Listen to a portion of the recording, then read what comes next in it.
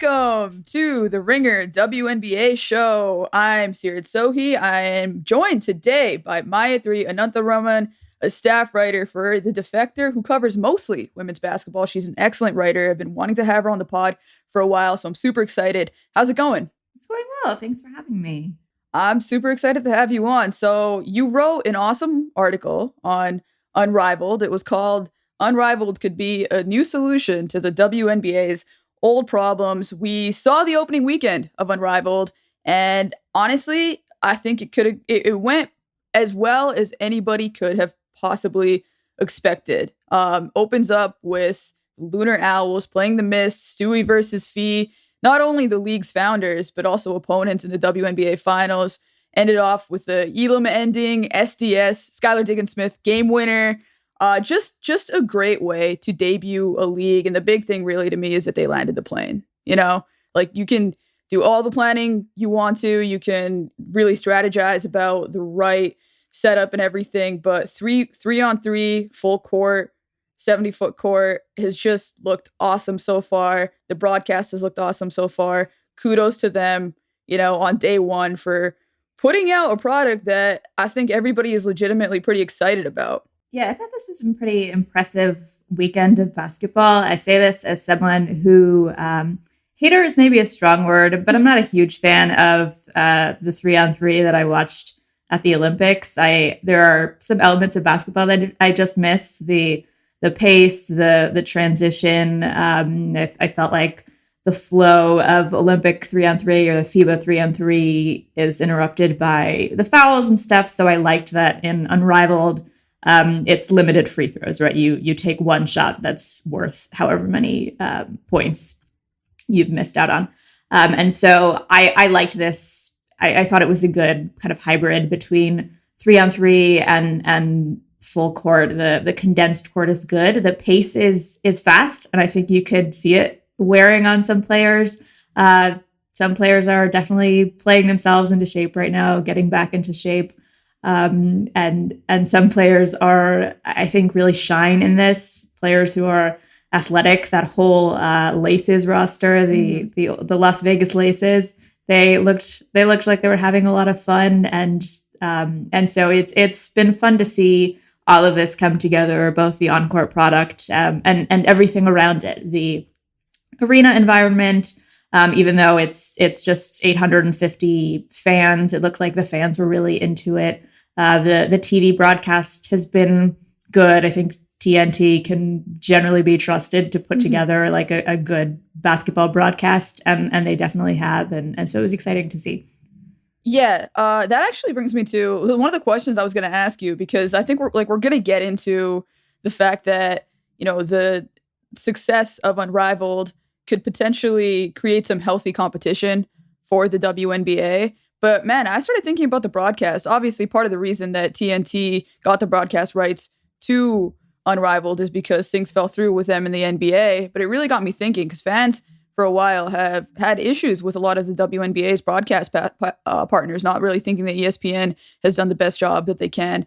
And I don't know, this feels like maybe an opportunity for them to step their game up too, as well, because TNT has just been awesome so far. I mean, even the fact that Lisa Leslie, after game one of just saying boom, boom, boom over and over again, somebody got in her ear. Like, you know that they are on it right now. That felt like, yes, like that was the only mark against the broadcast. Well, one of my few complaints. That's it. And they cleaned it up right away. It's almost like, the first night of a restaurant opening where you know that you're going to have some screw ups, but that's the whole point of it. And then if you can clean it up by day two, you're good.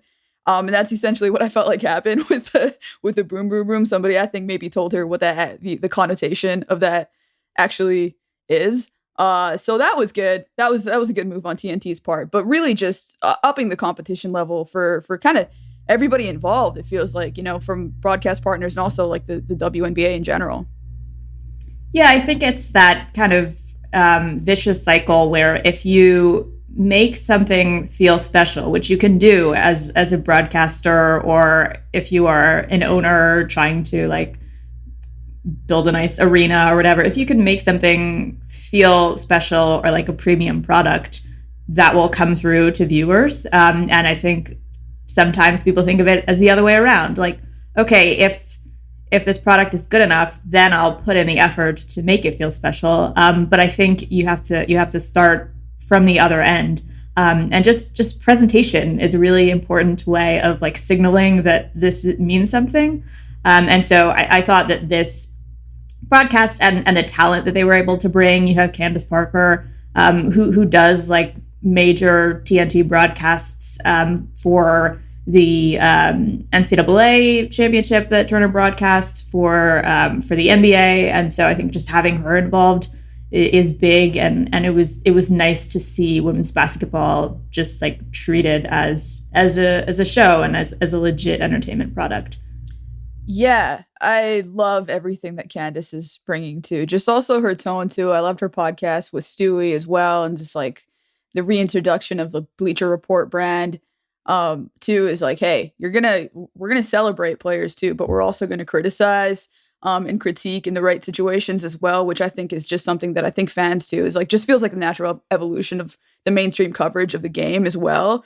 So it's been awesome so far, honestly, and it kind of, I mean, the deal itself as well is something that I think is really interesting too, because it is, you mentioned this before we got on, but the fact that the deal is 6 years, $100 million annually, this is just year one.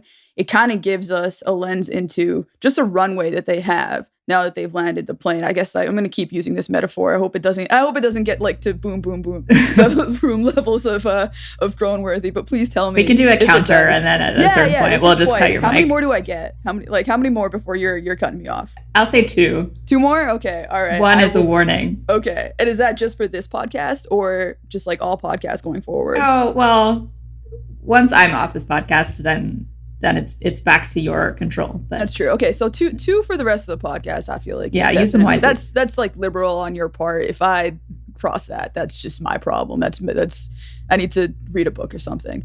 But 6 years, $100 million annually, with a league that generally has low operating costs as well.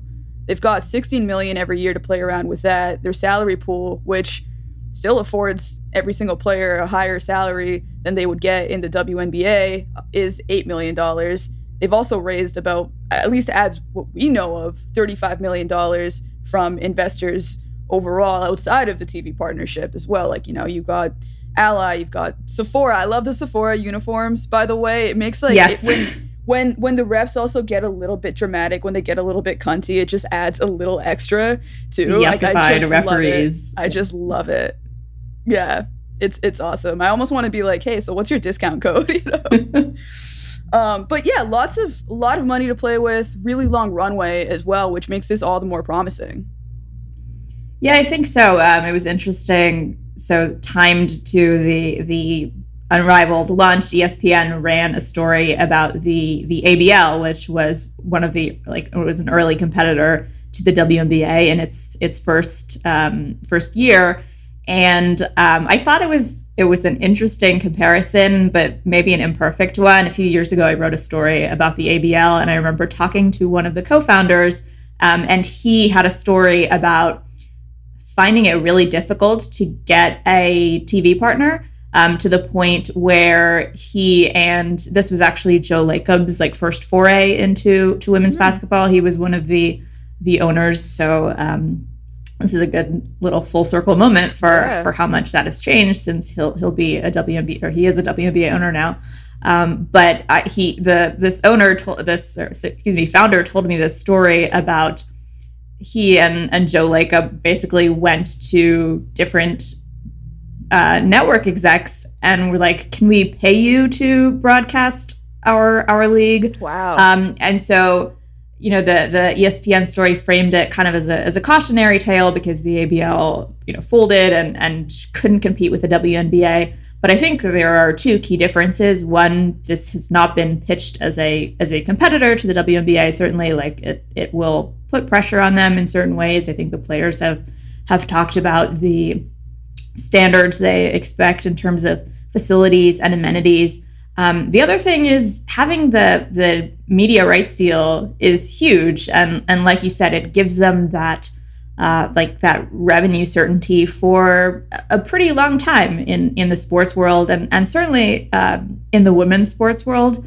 About a year ago, I think I had a conversation with the executive director of the NWSL union, the players union, and we were talking about, I think, the length of a CBA and just kind of generally like this was a little bit before their players union signed their second CBA in league history.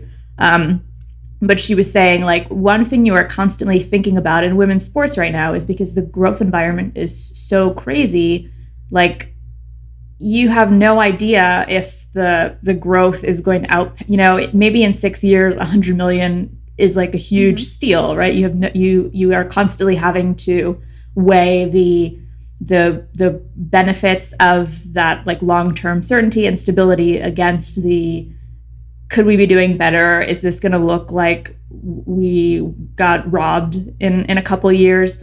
And there's a lot of evidence in women's sports to say that, like, yeah, sometimes these deals end up looking bad, or like really like good deals for the networks a couple years after they're signed, because you just like you can't comprehend how fast these properties grow.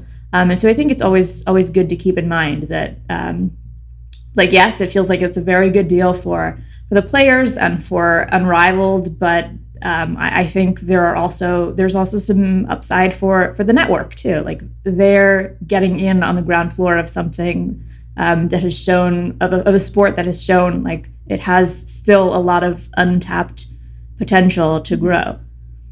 Yeah. That ABL history is fascinating there. It also kind of, in a similar way, where I guess it's not necessarily a good comparison, but it would be an interesting contrast, is kind of looking at the WBL as well, and how difficult it was for them to raise money. And, as far as, when it comes to resources for players, it was basically the opposite. Like, you had players basically trying to hitch rides and not being able to get to airports, and playing in like the dustiest arenas possible, having to wash their own jerseys, all of this stuff, right? Like, kind of like barnstorming and things like that. But I think the reason it got me thinking about the WL, it got me thinking about the inception of a lot of leagues, because I think it's just so difficult to start something from the ground floor, and there's an inevitability of mistakes. So when you contrast that with how perfect things have looked with Unrivaled so far, it's just super impressive. But to your point, does speak to a huge shift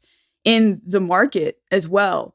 And I also wonder, and also you're somebody who covers a lot of different leagues, but I do wonder if part of why this is happening in the women's basketball world, where you have this league that is not, like, to your point, is not going to be competitive in the sense of being an existential threat to the WNBA, but does provide enough legitimacy and competency that it is going to prevent the WNBA, and probably already has prevented the WNBA from being a monopoly.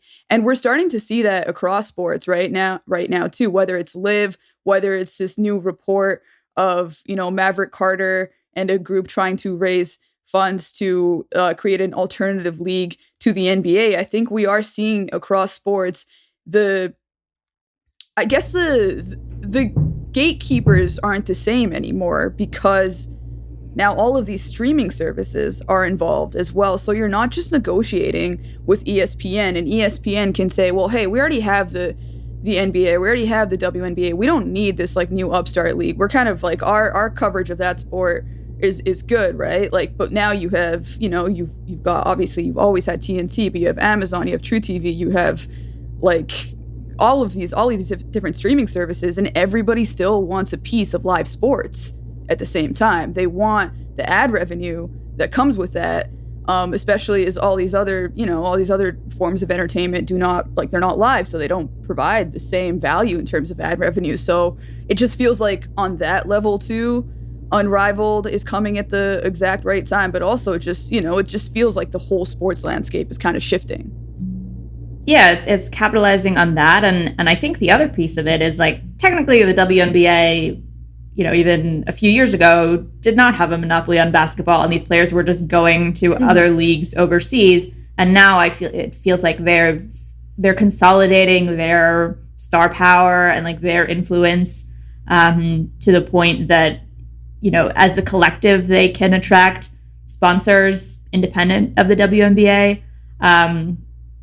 To bring back the ABL thing, I mean, another issue the ABL had was getting sponsors who didn't want to upset the WNBA, and the fact that like big corporate sponsors are fine with doing this, and it doesn't seem like they're worried about any relationships. That also feels significant, and so it's certainly like, yes, I think the way sports business and sports television and sports media works is a huge factor. And I think it's the players knowing that they can really like mind that shift, so long as they're sticking together and coming together as a collective. But your point about the WNBA not being a monopoly is a really, really good one, because it gets to something that you wrote about, actually. That was one of my favorite lines in your piece.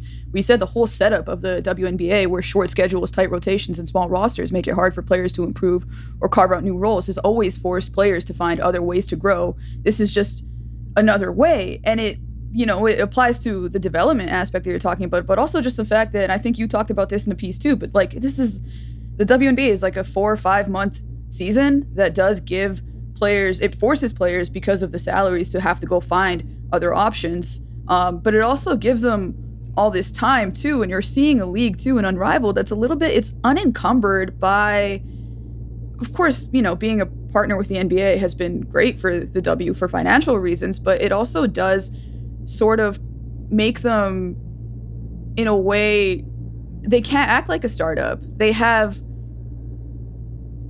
to sort of go by the rules of the NBA. They have to play around the NBA schedule. Right, yeah, they're just a little less nimble than they just aren't as like nimble. Unrivaled. Yeah, exactly. They aren't as nimble, and we're seeing a league now that's like unencumbered by all of that stuff. Like, they don't have to play on Sundays because that's when ESPN doesn't have anything else on the schedule, right? Like, they can make a schedule that doesn't have to be like fighting with football all the time, right? Like, these games, Fridays, Saturdays, and Mondays, are actually competing with the NBA. Like, that, those are peak NBA, like Friday ABC right. games. Yeah, I think that well. also speaks to the confidence of the players in themselves and in their own product. That, I mean, this is a really saturated time of the sports calendar. I was watching Unrivaled last night, and between quarters, I would flip to the college football like national championship game. And like, there are a lot of other leagues that are petrified to put their product, as counter programming to something like that. But I think if you like really believe in your product and that there's an audience for it, you should do it. And like you said, I think they don't necessarily have that like institutional baggage where they have to feel worried about that or really think about other leagues and other schedules. They can kind of do this on their own terms. That feels significant to me. That said, I do think that the way that they've scheduled is really smart, though, because we're kind of at a dead point in the NBA schedule, and it's just a weird NBA season. No one's really that interested in the regular season at all. Like, my job has changed as a result of that on some levels. And, we're getting, like, the college football final is over. It's the playoffs in the NFL, but, the schedule at this point is basically, because of how deep it is, like, there's just a lot of dead time where teams aren't playing. And it ends right before March Madness begins. I think the final's on the 17th, and I think Selection Sunday is on the 16th. So it's just really perfectly situated, and you can just tell everything was so well thought out, and they made like the right risks when they should have, but then they also kind of like played it pretty smart in other areas. And it's just, I mean, yeah, it's just the way that this could have ramifications for just the way that the WNBA has to operate with a new CBA coming in is really interesting, but also could just be a lesson for a lot of other athletes in terms of, hey, if you guys actually do want to try to start your own thing, you kind of have this blueprint now that I know it's super early. We've only had 1 week. Like this, I'm not saying it's going to shake up the whole sports landscape, but like that's definitely getting ahead of myself a little bit. But man, like it's super impressive what they've done so far, and it does sort of show you what's possible. Yeah, and it still does feel special because it's not that long. I think it's only 10 weeks total. So it does still feel like this kind of unique event that you're not going to get sick of immediately. But I like where it is on the sports calendar. And I know this is a debate in women's basketball. One of my other really hot takes is, because I live in a place that is very cold right now, I actually don't love that the WNBA is in the summer, because when it's summer, I like to go outside. Right. Because I cannot go outside for like 8 months of the year because it's so cold. And so I do not like to spend my rare days of sun indoors watching basketball. Mm-hmm. And so, I know people go back and forth on this, and I certainly see the pros of having it in the summer, but I kind of like look, as somebody who's from getting Edmonton, women's basketball, getting women's basketball, like pro women's basketball, that is like in this period of time, because I think you don't realize like how out of sight and out of mind a lot of these players are for so long when they go play overseas, and it's one reason WNBA players have like kind of struggled to build brands, because corporate partners aren't really interested in someone who's like going to be in Turkey for most of the year, right? They want people who can be like public facing. And so I think this is something that just helps keep WNBA players in the spotlight for a little bit more of the calendar, and that's really valuable. Yeah, that's a really good point. I hadn't thought of that, but it makes perfect sense that, as a sponsor, you're like, well, you're only going to be in the country for half of the year. We can only really capitalize on you being, a big brand through these summer months. That, to your point, look, I grew up in Edmonton, and I've gone back and done a lot of reflection on why I wasn't watching the WNBA growing up, as somebody who like loves basketball and played basketball. And loves women and all that. Like, it's just, and I think that is one of the conclusions I came to. Honestly, I was an outside kid. I'm 30 years old. I'm still an outside kid on a lot of levels. So totally get that. And like, that's a big sacrifice. I will say, so shout out to Lynx fans who are consistently, packing the building. Yeah. Especially, I heard the Minnesota, I've never been, but Minnesota summers are supposed to be just glorious, incredible. Yes, I've heard. Incredible. Yeah, they deserve an extra shout out for being great fans there. So I wanted to talk about CBA negotiations as well, and how this will play into all of this, because we have seen already like players like Alyssa Thomas have been like very loud about this. But just, like overall, everybody is super hyped about the facilities, the weight room, the estheticians, like the media room, the childcare, obviously the salary, all of this stuff. It feels like it's really putting the pressure on different WNBA teams. And I wanted to ask you about this because you asked Kathy Engelbert before game 1 of the WNBA finals. Basically, I'll paraphrase and you can correct me if I'm wrong, but I think you essentially asked her if there should be like a cutoff line for ownership groups, and have like some sort of minimum standard for the resources that they are providing for WNBA players. And she kind of sidestepped the question in a lot of ways, but I thought it was a great one, and I didn't see anybody else really ask anything like that before. And this, even if there isn't a minimum standard, I feel like it was already kind of getting done. Like, the competition is getting better, but this just sort of seems to put even more pressure on some of these teams that aren't, really on the up and up yet.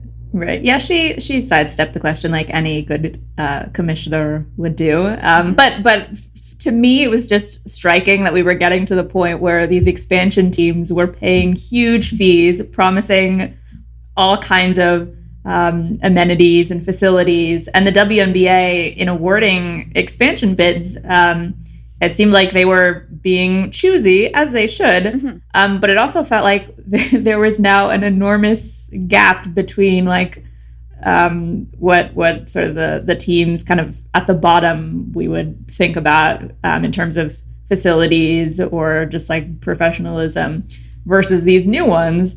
And I was like, it feels like there are at least a couple of teams in the league where if they just like came to the WNBA and said, hey, we want to be a franchise, like as an expansion team, they would be rejected. But they've kind of been grandfathered into the league and like have this get to reap all the benefits of the growth, maybe without making the commensurate investments. And so, yeah, I think facilities are a big thing. I also think just like straight up salaries is one way Unrivaled is putting pressure on the WNBA. I don't want to like discount the importance of amenities, but like salaries are still a really big issue. I know we kind of hand wave it and say, well, players make up that money in endorsements and like sponsorships and doing all these other things, but like that's work. Like it's work to be a sponsor. It's work to do commercials. And so like for the actual job you have of like playing basketball, which has all sorts of like physical risks, which is a really taxing actual job, I think WNBA players should get more, and they should be able to decide how much they want to be in commercials or do endorsements. They should have like, you know, it shouldn't just be like cobbling together gig work to supplement your actual full-time salaried job, because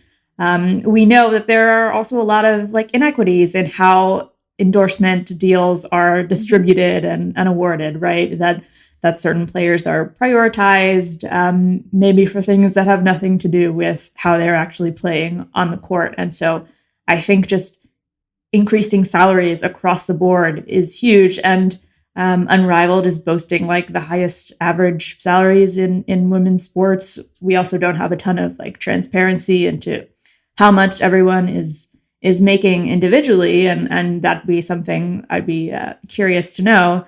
But I think that is a big next step in the CBA is like the players should be paid more for playing basketball, for doing their jobs.